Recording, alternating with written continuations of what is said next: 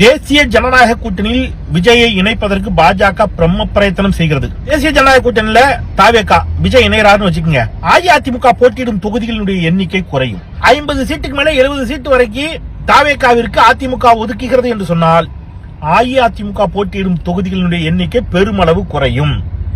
ஒருவேளை இப்ப இந்த அணி வெற்றியே பெறுதுன்னு வச்சுக்கோங்க, எந்த அணி இந்த தேசிய ஜனநாயக கூட்டணி வெற்றியே பெறுகிறது என்று எடுத்துக்கொண்டாலும், வெற்றி பெற்றால் தனித்த பெரும்பான்மை யாருக்கு கிடைக்காது? அஇஅதிமுகவிற்கு கிடைக்காது. அப்ப தனித்த பெரும்பான்மை இல்லை என்று சொன்னாலே கூட்டணி ஆட்சியை நோக்கி அது நகரும். பாஜகவின் திட்டம் இதுதான்.